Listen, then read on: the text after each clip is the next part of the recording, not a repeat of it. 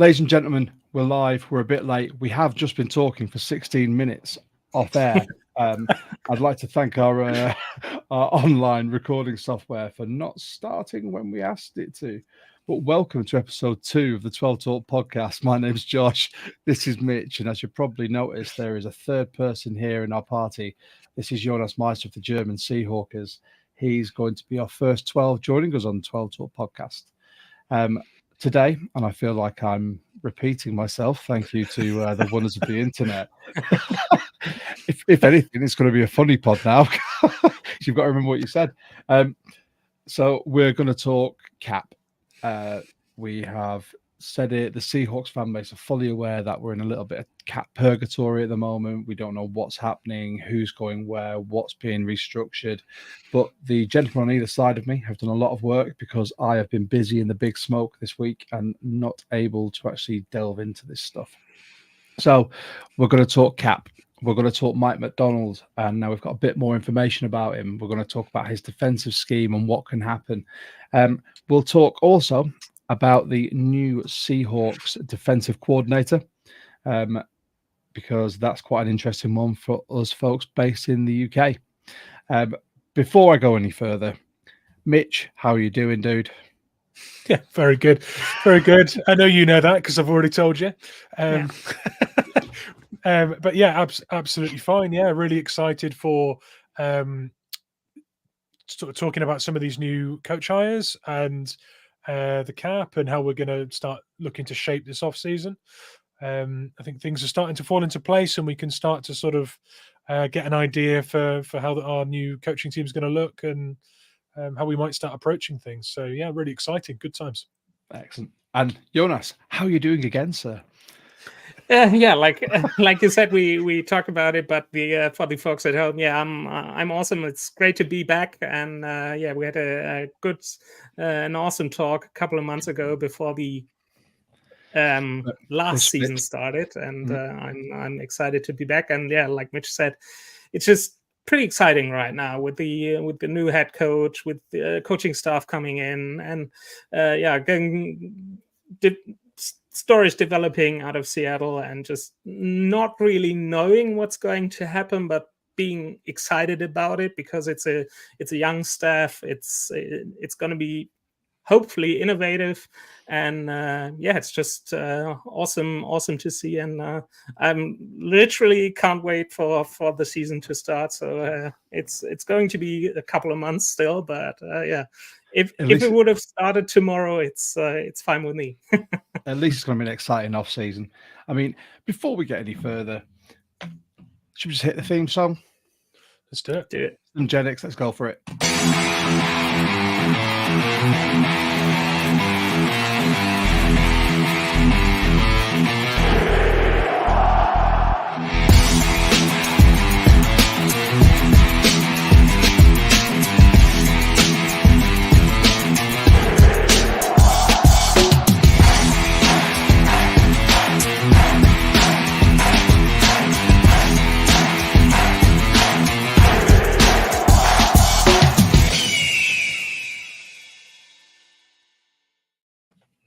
Lovely. Still love it. Second time I've heard it tonight, and I still love it. I can't help it. Right, so let's get straight into it. Mike MacDonald. We discussed it on our first pod last week. Thank you so much to everyone who tuned in live, who listened to it on Spotify. I think we're on Google, Apple, and loads of others now.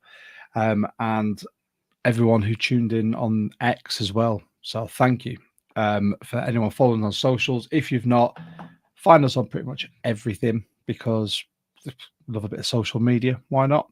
And if you're not sure where to find us, then you can check the banner down there and it'll tell you. So let's talk Mike Mac. We've had a bit more insight. We know what he's potentially going to be running. You guys obviously know about what he was running in Baltimore as well. And we discussed it for a good 5 minutes earlier. But let's do it again because why not? We can be more concise. Jonas, you're up first as our lead guest, my friend. Yeah, thanks as much. Like, yeah, we talked about it already. Yeah, I'm pretty excited obviously of the scheme Mike MacDonald's going to bring. Like the most probably most exciting thing for me is like what he did with Kyle Hamilton. He got it this first year as a defensive coordinator. Hamilton was a rookie. Last year he was in his sophomore season and just exploded onto the scene, like coming out of Notre Dame. He had a pretty mediocre rookie season, and people were talking about, is he going to be a bust or no? He's obviously not, because of Mike MacDonald. And we got a pretty similar piece in Devin Witherspoon, who had an awesome rookie season, who got snubbed for Defensive Rookie of the Year, being fourth. It's just ridiculous in my mind. And he who also was like, after the draft, people said, is he going to be playing outside corner? He was not. He was playing mostly nickel, like doing all the run stuffing stuff, pass rushing, and being like the Swiss Army life, like really not similar to Hamilton, but not like Hamilton, because Hamilton is a safety. He's much taller. He's got much more weight, but he wasn't really playing the classical safety in the MacDonald scheme. And I think what he's going to do with Witherspoon is going to be pretty exciting. And also on the D line, which is probably going to get on now. One player I'm really excited for is Draymond Jones as well, who was signed last year, like a big free agent, and didn't have the impact in his first season. But I don't know, like Mitch, you spoke of another D-liner, and it's going to be pretty exciting. I think it is. I think the Draymond one's a quandary, which is a lot of people this season didn't know what to do. Mitch and I have spoke about this, and Mitch has some quite well thought out and researched views as to who's going to do well in the scheme that as it could materialize. But Mitch, what were your thoughts? Yeah, one of the things I really like about MacDonald's scheme is the way he manages to not necessarily hide lesser players within the system, but he puts them in positions and scrambles the coverage formations at the point of the snap. So it's really difficult for a quarterback to look at a DB or a backup linebacker and say, I'm going to send my tight, this play is going to send a crossing tight end, and I think he's going to be picked up by that player that, we've got an advantage against. And then this time around, when you've shown that coverage, a completely different player is covering that area of the field, whether it's the hook, the curl, the flat. You just have all the players scramble into different places. So you end up rushing with 4, sometimes 5, and often getting home because of the extra time the quarterback holds the ball. So because they're trying to work that out, they thought they knew it before the snap, and come the snap, they knew nothing. So Mike Mack can put players out there, whether they're covering injured players or whether they're rookies, free agents, low-cost free agents that are making up the roster. And it's really hard for teams to sort of scheme to take advantage of them, is what I'm trying to say, because each coverage formation has 4 or 5 different assignments for personnel that they will have to learn. And also, I didn't mention this when we did it the first time round, but a lot of Ravens fans considered the way Mike Mack was calling plays as calling defensive plays like an offensive coordinator, based on, an offensive coordinator will start calling plays based on what the defense is showing them through the course of the game. But Mike Mack will start calling defensive plays and personnel switches within looks to really maximize against what offenses are showing. So we're going to see a really dynamic, versatile sort of look to defense, which is incredibly exciting for me. I have no idea which players exactly will fit best in it, and they may fit better week to week depending on the opponent and how he calls it. So who knows? It's a mystery, really. I think that's the most exciting thing. I mean, I know we're going to discuss obviously the cap and whatnot. I don't foresee in this first season, having thought about it, being too many moves apart from people that maybe, won't be re-signed, purely because he's going to want to know what he's working with. He's going to want to know who can fit in whatever scheme he dreams up for the Seahawks best. And after the first season, at that point, he'll go, look, this is going to be our identity. You're gone, you're gone, you're gone, you're gone. And then we have this conversation again in the off season, which hopefully Jonas will join us for again. And then we get to recap and see how our scenarios worked out. With that, obviously, discussing the cap, discussing restructuring, re-signing, how it may look. The two gentlemen either side of me here have, like I said earlier, done all the work on this. They have come up with some fantastic pieces of data. So I'm going to be putting some things up on the screen, letting them do a lot of the talking. And hopefully, if you guys have any questions or any comments, by all means, drop them in the chat for us. We'd be more than happy to answer them, to discuss anything that you bring up as well. So firstly, Jonas, let's go for it. Yeah. What have we got? Just a quick shout out, like you see on the bottom of the screen. It's a stat, or it's a graphic from Ben Baldwin. I got off his Twitter from an article, and he broke down the cap allocations on the offense and defense. And like you see on the offensive side, on the right hand side, it's just pretty standard NFL stuff. Like you got your skill players, your receivers, which almost get 60% of the offensive cap, with DK and Tyler and JSN on the bottom there. And then you have the cap or the money which is allocated to Geno Smith, and with a good quarterback, like I think he's a top 15 quarterback, if I'm honest. You have to pay him. Like he's your most important player on the team. And then you see like it's fizzling out a bit on the right hand side. And it's just the classical Seahawks stuff of the last century. Like there hasn't been many resources allocated to the O-line. And it's going to be interesting to see how Mike MacDonald views this kind of stuff. Like Pete didn't really emphasize it a lot, like put his money elsewhere, which we see on the left hand side.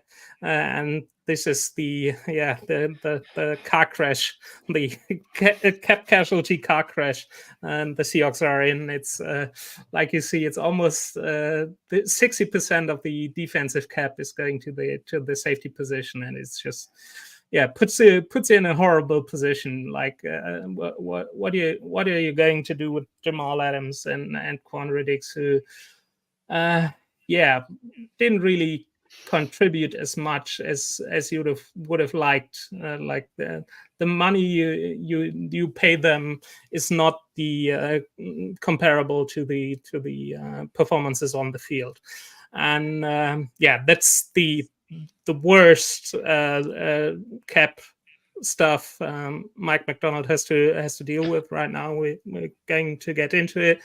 And then you got the interior defensive line, which has like 30% of the defensive cap, which is pretty normal for NFL standards. And Mike MacDonald emphasized in his presser, he's gonna focus on the trenches, like on the O-line and on the offense, and on the D-line on the defense. And you got money there. And then you obviously have the pass rush. The most expensive player is Chenan Wosu. Like we said, the role players are very, very young. They're all rookies or all on their first contract, and on the bottom there. And then you have the rest of the secondary, the cornerbacks with Devin Witherspoon, who is getting a lot of money for being the fifth overall pick of last year's draft. And then you got all the other guys there.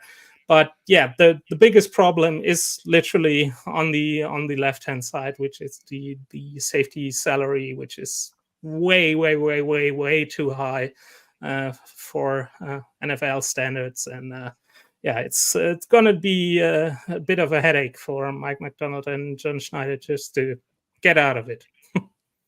It is. I mean, you look at this. I mean, we've Big shout out to Robert. He said even with cornerbacks on rookie contracts, that's a hard number to stomach by a position group.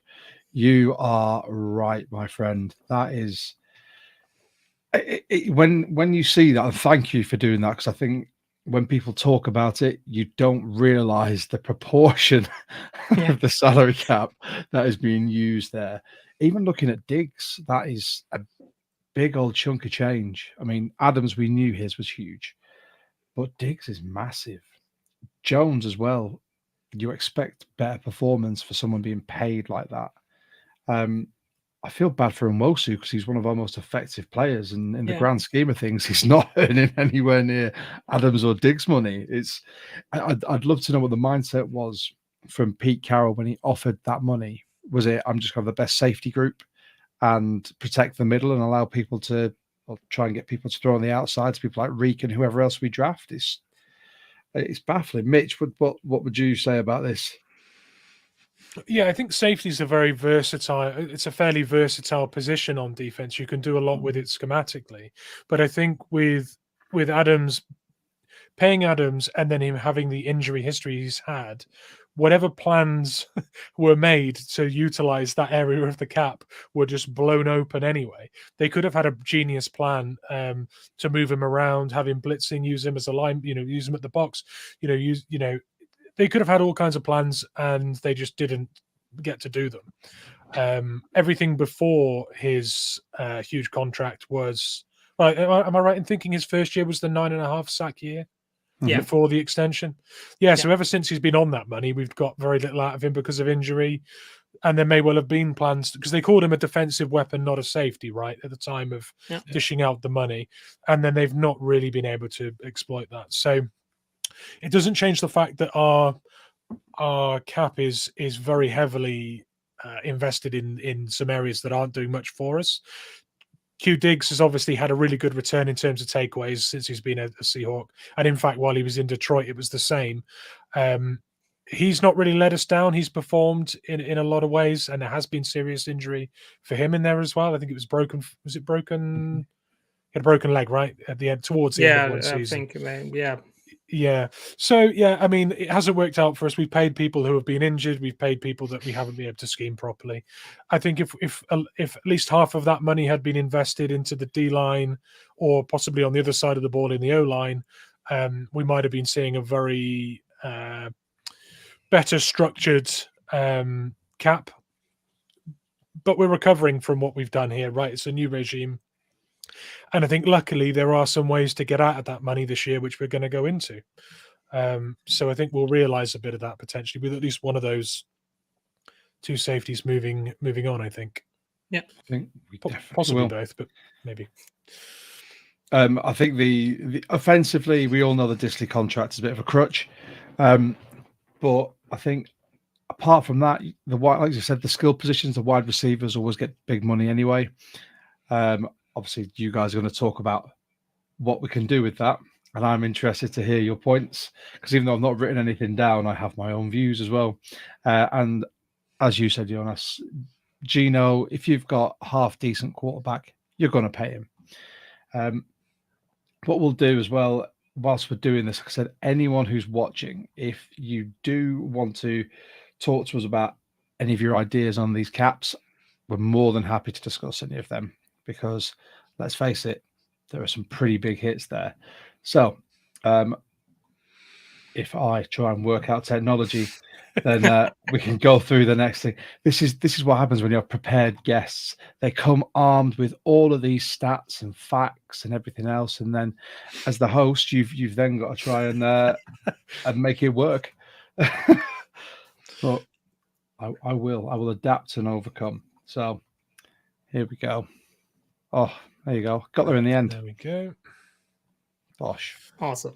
I prefer that. That's the I got it from Off the Cap, where I get all my numbers and stuff like that from, and it shows you the contract situation, like with bonuses and stuff like that. But the most important part of this graphic is the two columns on the right hand side, which are the dead money when you cut these players before June 1st, and on the just most right hand side, it's the money you save, and it's ranked from the most expensive player on the team to the least expensive, and obviously the most expensive player is Geno, but considering his status as a top 15 quarterback, fringe top 10 if he's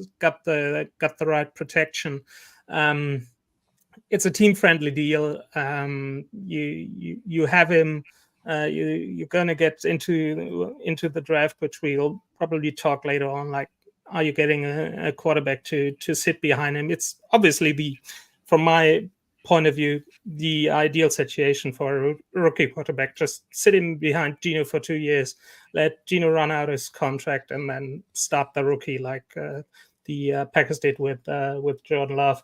So that's the first thing. Like, keep Geno, and then we get to the big one. We get to Jamal Adams, who is on he's going to earn like $27 million next year, which is huge. And it's for me, it's the Seahawks have no choice but to cut him. It's like they have to eat this huge amount of that money, which is like almost $21 million. But they have to be true to themselves, like saying, there are worse things that happen to this franchise, like passing the ball on the 1 yard line. Oh no! Why have you done this? Why? This was a really nice, fun pod, and then you go and bring that up. You have to eat those 2 first-round picks you traded for him and cut him loose, and like I said, just it's so expensive and so horrible, but you have to take these $21 million, because what you're gonna do with him on the roster next year? I see him nowhere. It seems he's contemplating retirement, like when you've seen his socials of the last days. And on the bright side, you're going to save $6 million. Which is going towards your cap, which almost puts you, or which does put you in the black. Like right now, the Seahawks have 5.2 million. They are 5.2 million over the cap right now. So cutting out Adams would put you in the black with all the players you got. And going down the list, you have Tyler Lockett, which it's a huge contract as well. The question is he going to retire, or does he play on? I would say he's not going to retire, but he's not going to be wide receiver number 2 in Seattle. That's going to JSN. He's going to be wide receiver number 3, and he's giving you value at that position, being a wide receiver number 3. And the way I would go here is just restructure his deal. We have another chart, but you don't have to show it. I will show it for you shortly. Okay. Don't worry, we've got time, sir. We've got half an hour, and I know Mitch is quite efficient with his, and he's got some explanations, but we can get that done. Don't worry. So let's go. Do you want the other chart, or do you want to keep going with this one, sir? No. It's mainly because of Tyler Lockett, and if you're going to restructure his deal, you're going to save. I think I wrote it down, like $7 million of cap space right now, and it gives you the opportunity, like if he's really falling off with his performances over the next year. It gives you the opportunity to cut him in 2025. You will eat $9 million of that money, but you will save $17 million going towards the cap. So it's a much more manageable situation next year. Like if you're going to restructure his deal. Yeah, then I'm just going further down the list. It's DK, who let's go obviously. for the most notable ones, because then we need to start talking about who Yeah, we're yeah, going to yeah. No, restructure. yeah, I'm going for the most notable ones. Like Right. DK, no Great. question about it. The next one is Quandre Diggs, which is another problem. You have 10 million of dead money if you cut him. You're going to save 11 million, but on the other hand, like if you cut Diggs, your safety room will totally be empty. You just got Jarek Reed, who's coming off an ACL as a rookie, who was a good special teams player, but you have nobody else. So I would go the route of cutting him and eating the 10 million debt money, but save the 11 million, but immediately resigning him to another deal, because it gives you this leader role on the defense. Like, I love him to death, but I think Bobby's not going to come back. I hope he's retiring, which it doesn't sound like it, because I can't envision him playing anywhere else but the Seahawks. But he declined too much in the last year, even for a big Bobby fan like me. So you have to have this experienced player on the back end in the defense, which is going to be Diggs. Going down the list, Draymond Jones, no question about him. Coming to Will Disley, as much as we love him in Seattle for being a Washington guy, it's just too much of a cap reliability. You have to cut him. You are going to save $7 million going towards the cap and only eating $3 million of dead money. Then you got Julian Love, no question about him. Chenan Rosu, no question about him. Devin Witherspoon, no question. Jaron Reed, no question. Then you got the next one, which is Brian Monet. He's for his position. He's got a huge contract as well. He was, I don't know, did he have an ACL as well? I think so. Yeah, it was something like he was season, and it's been over a season, hasn't it? It's just been a matter of, I think he was signed to such a big contract. So he was seen as that big space eater, nose tackle, and then this has happened, and now he's just earning a lot of money for sitting on a physio bench and rehabbing. I was going to say he's space eating in the physio room at the moment. Definitely. With him it's another story, because you can cut him and only eat $500,000 in that money and get $5.4 million in cap savings. And got to be one of the first. Sorry, it's got to be one of the first ones that they go. Yeah, I think so.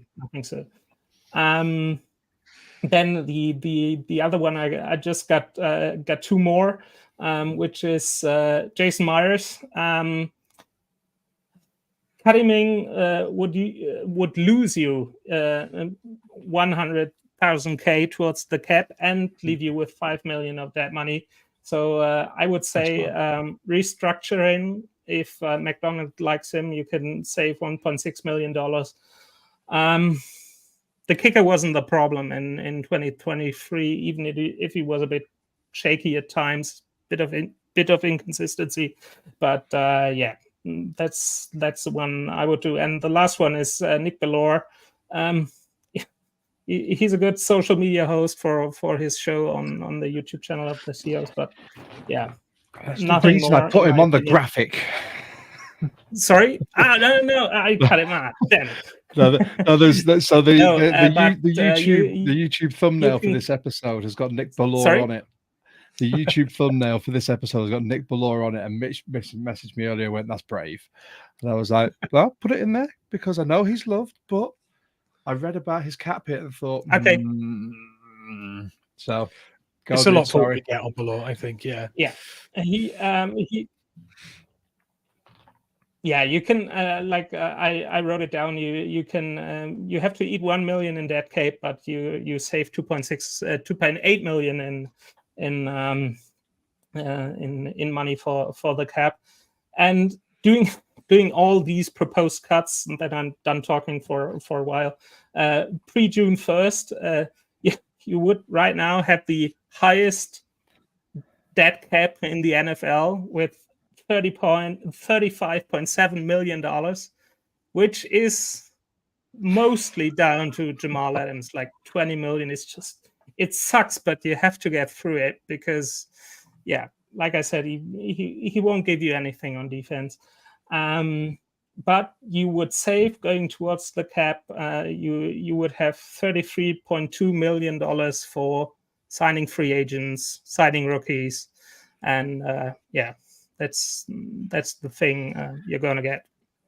I feel like whenever I'm moving the mouse past all these figures, you know, like on those game shows where you have a woman just doing this next to like, here's what you could have won. Yeah. I'm going to have to change my mouse pointer.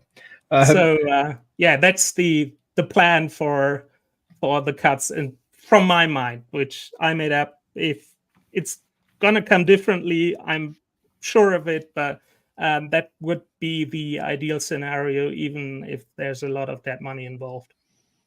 I like it, dude. I mean, you've been very like thorough and concise, and I can imagine, knowing Mitch as I do, he's like, the man's done his research. I appreciate this, and also the fact this appears in sort of a spreadsheet format. I know Mitch is going to be very happy. So I'm going to point at DK Metcalf here, and I read a fair bit about DK's potential restructure. Or extension for next year, because I think the way the numbers lie for DK, it's a really good opportunity for us to realize a lot of cap next year. So he's one player I think could be a really good fix this year, but he's an even better fix next year. And if you think that we may have a defense sorted next year and and we'll have 2 new draft classes in there, we could be in a really advantageous cap position next year. So leaving that as it is for now and addressing it next year might just open the door for a few free agents to come in on top of all of that next year. So there could be a sort of cascading effect off this year of rebuild plus restructuring DK going into 2025. So that's one for next year's offseason. But it's just there's a situation there with DK that can be really advantageous to us, and I think that might well happen. Well, I think, Mitch, it's time to talk about yours. Yeah, sure. So you'll notice there's a few differences in numbers on mine to the numbers we've seen on Over the Cap. And just to point out, I've used Sport Track and I've used Over the Cap as well. There is some projection there with potential for what year one numbers in a restructured contract could look like. We can chuck my my graphic up if you like. You ready? Josh, and quickly. Yeah, so I'm just going to explain a few of these things, and then I'm going to go into the concept.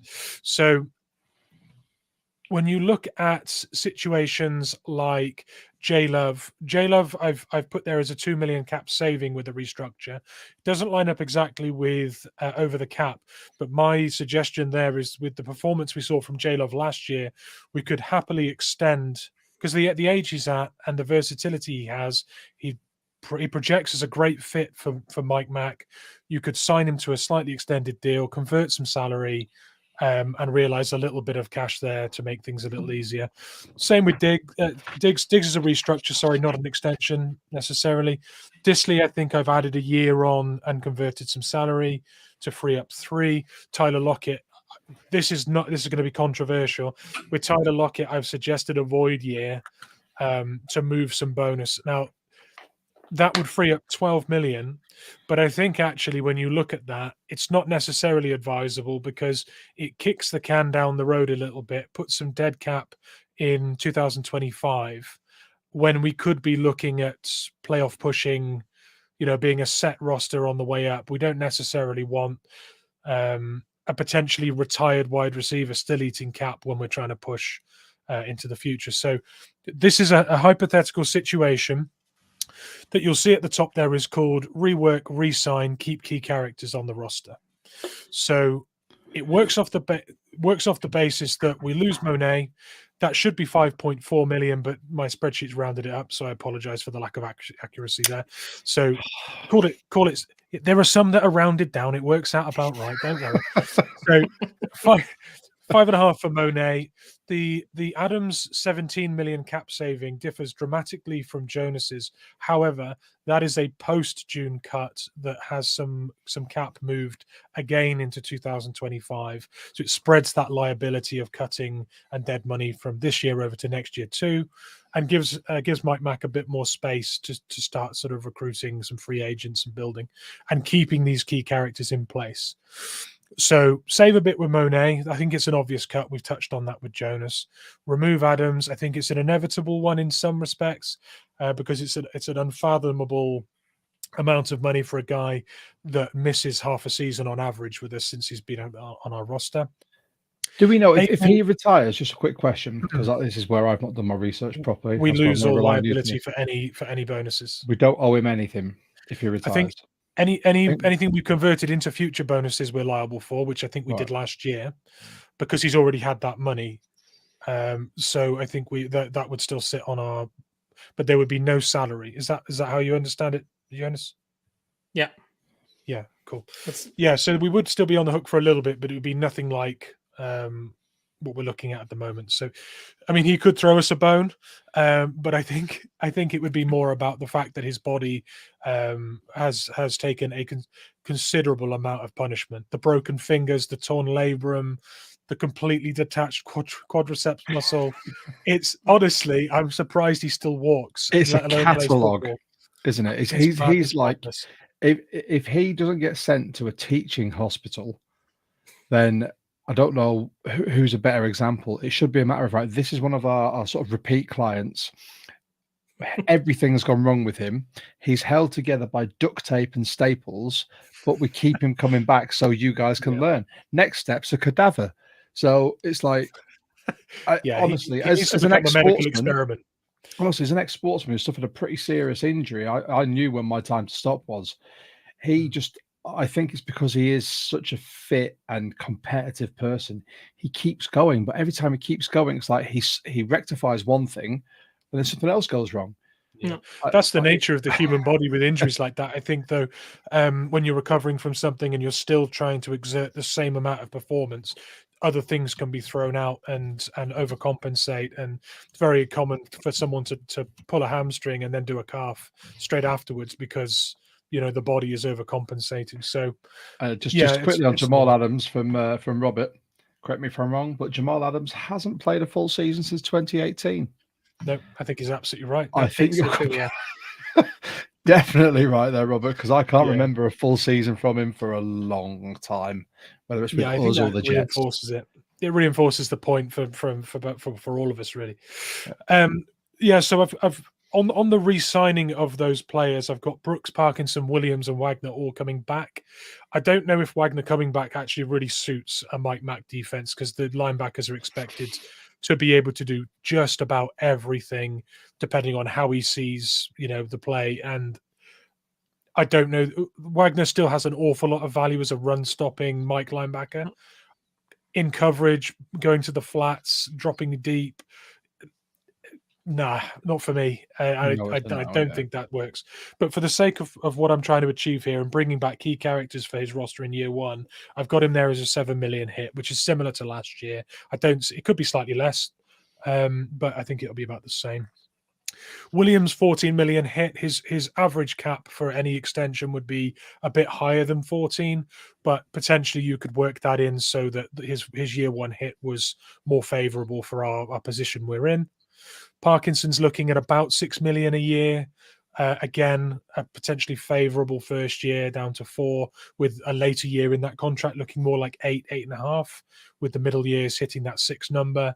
I can see that being something that we could work. And Brooks at 8. I think by the end of Brooks's next contract, he'll be earning 14, 15 million potentially. But again, a first year on that contract could look more like 8 with some bonus in there and things.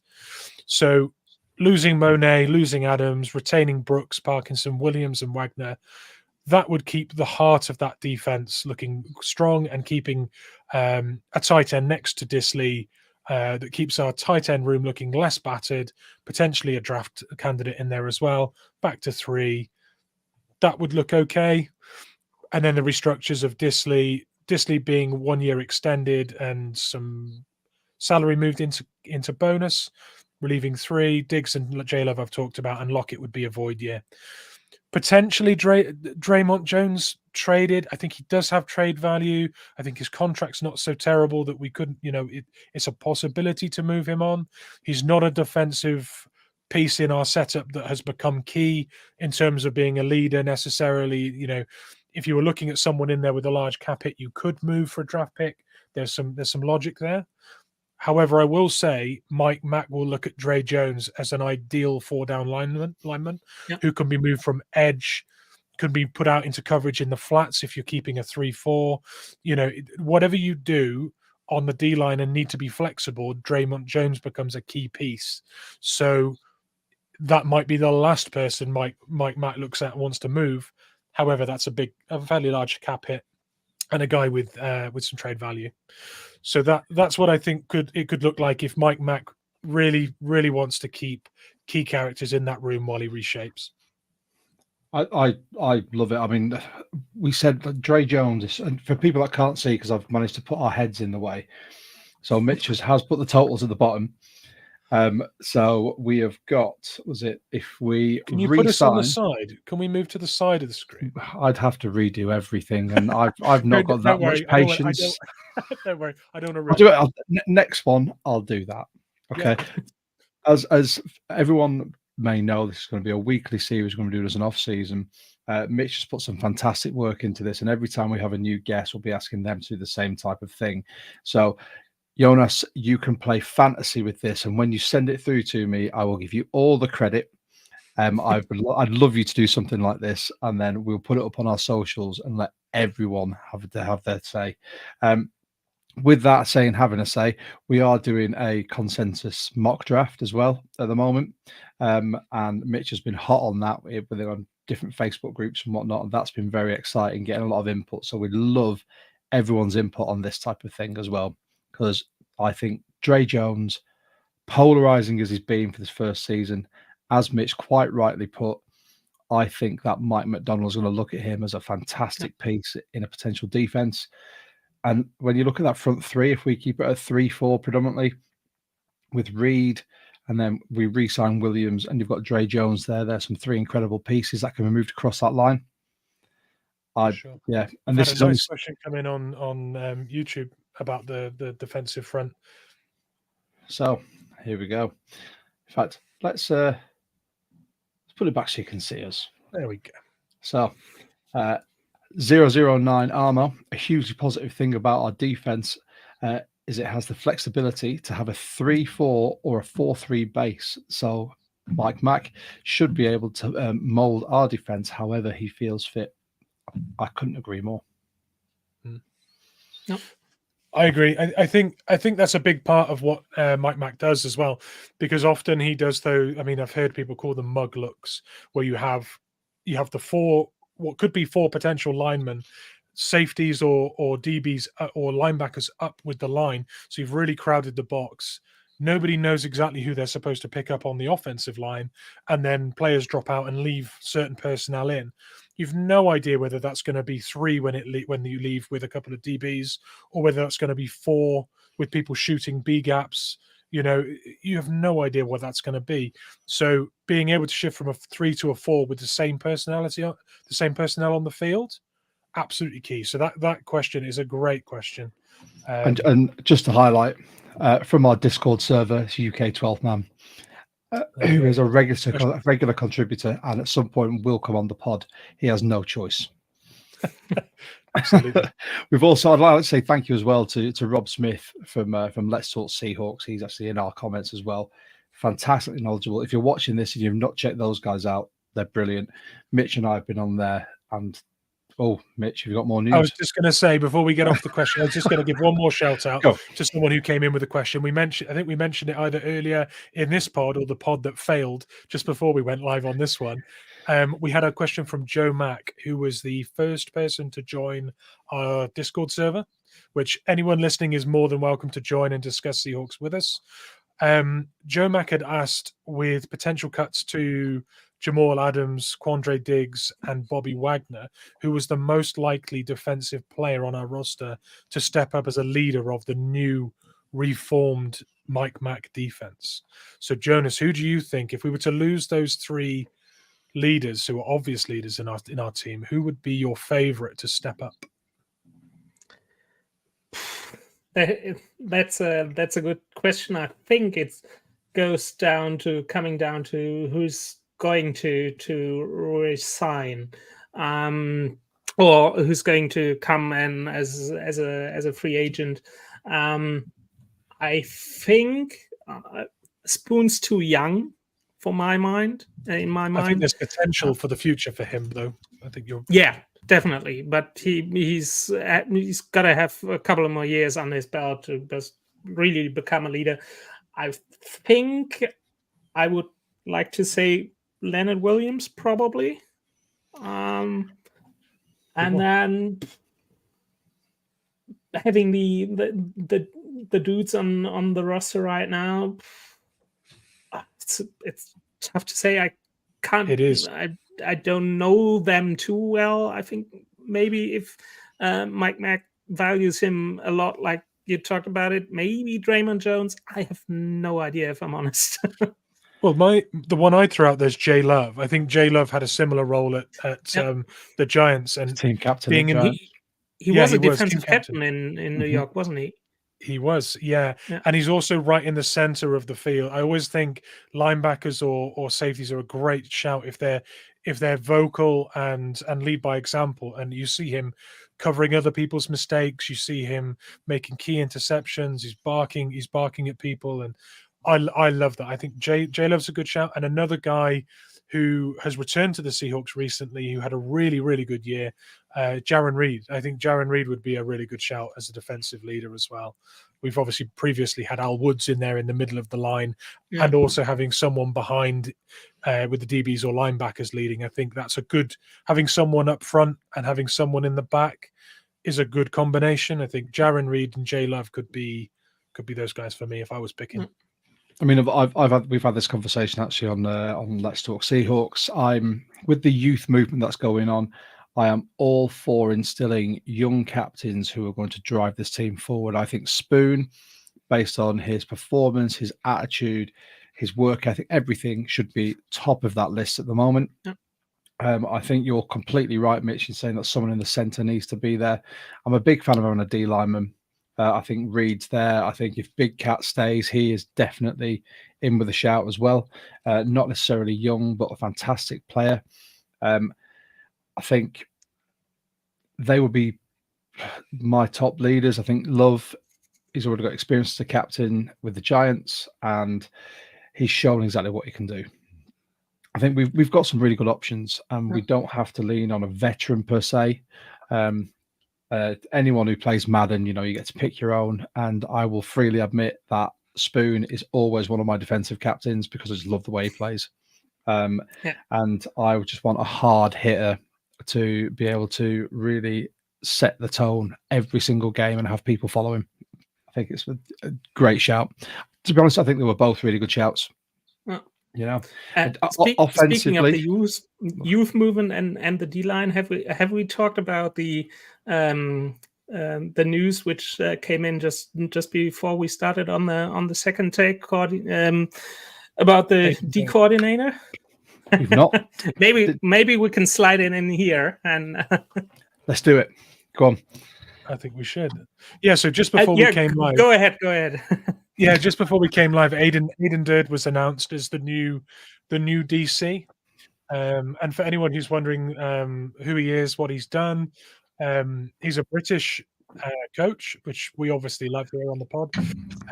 He previously had coached the London Warriors before moving to the NFL. He's coached at I think I can't remember the other franchise, but he's been in most recently at the Cowboys.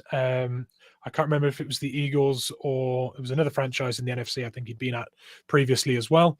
But it really rounds off, I think, our defensive coaching picture, with Mike Mack specializing with linebackers and DBs. And then we've got Leslie there, who's got previous head coaching experience, linebackers and DBs. Brandon Jackson, our pass rush specialist. And now you've got a D-line orientated DC. And I think that Falcons, thank you. Yes. UK 12th man in with the Falcons. That was the NFC team that he'd coached with as well. So yeah, I think that defensive coaching room now has got specializations spread right across it. I think coming in as DC and not calling defensive plays is possibly a really good way to ease him in from D-line coaching to DC coaching as well. Mm-hmm. And once he's in tune with Mike Mack can ease off that a bit as well. So I think it's a really good situation. Yeah, and for any sort of 12s listening around the world, the London Warriors are one of the premier UK American football teams. They were perennial champions, which isn't what our friend Matty F. Brown will hear as the defensive coach of the London Olympians, but they are there. They seem to attract such good talent from all over the UK, the US, Europe. Fantastic team. If you ever get the chance to watch any of their YouTube plays, I definitely recommend it. They really fly the flag for UK American football as well. I mean, with this, we've touched on our first scenario, Jonas. That was some fantastic insight into sort of where the cap lies, what the savings could be. We want to hear from everyone. Like I said, get on our socials. We're on X. I've got to try and remember now. X, Insta. We've got a Facebook group. We've got a Discord as well. The Discord server is constantly shared on our X. Mitch is very active on that. He is our stat man. So anything statistical or informative comes from him. If it's opinionated, it comes from me. So there you go. That's how you know to differentiate. And we tend to put our names at the bottom. And you can find us at 12 Talk Pod. Like, subscribe to the YouTube. It all helps. All of your comments. Thank you to everyone for joining as well. This has been brilliant to have so many comments come in. Jonas, where can people find you? And please talk about the German Seahawkers as well, which reminds me, I need to pay my membership. Yeah. Thank you so much. Yeah, like we said on the last pod, we're one of the largest Seahawks fan clubs, official fan clubs outside of the US, with about 1,800 members right now, active members. And where can you find us? You can find us at pretty easily at GermanSeahawkers.com, which is our website. We have it's in German, obviously. We have recaps and previews for games, and yet coming up on the draft, our guys are really going into it, looking at prospects and going through the pre-draft and post-draft process and stuff like that. It's all on there. It's also on our socials, on Instagram, German Seahawkers, at German Seahawkers, and on X/Twitter, it's Seahawkers GR. You can find us there and interact with us, and we'd love to see you, have you there. I'd like to say as well, for anyone who's a bit put off by it being in German, Google Translate's fantastic. And when you do actually join, the emails you receive, you will get them in German, but there's always an English translate. Well, there is for mine anyway, which is very, very helpful, because my German is very rusty now. I've not lived there for 17 years. I'd just like to say, Jonas, thank you so much for being the first 12 to appear on the 12 Talk podcast. As you can see on the banner below, if you'd like to appear as a guest, message us on any of our socials. You can get in our Discord, which is getting more and more lively as we speak. And Mitch is our Discord master. He's the king of Discord, in my opinion, because I just go on there and chime in every now and again. But the opinions flying around are fantastic. Some of the memes and everything that goes into it, it's just brilliant. Follow the German Seahawkers. Jonas, you'll see he likes to like and sort of interacts with our tweets as well. Jonas, thank you so much for coming on with us. It's been brilliant. And also, I want to say a big shout out to you as well for when you went to Seattle, finding me the hat that I could not find anywhere. Pride Awesome. of place. Pride of place. No worries, no problem. My pleasure. There you go. 12's making friends around the world. That's what we want. With that, we are under an hour, like we promised we would be. If you guys want to appear, hit us up. We've been more than happy to speak to you. We've got some fantastic guests lined up already. We are going to be talking cap for the next few episodes. Mitch has got some fantastic scenarios. I may try and get one in there as well if I can work out spreadsheet and do math. But apart from that, I just want to finish on a very, very thankful Go Hawks. Go Hawks. Go Hawks.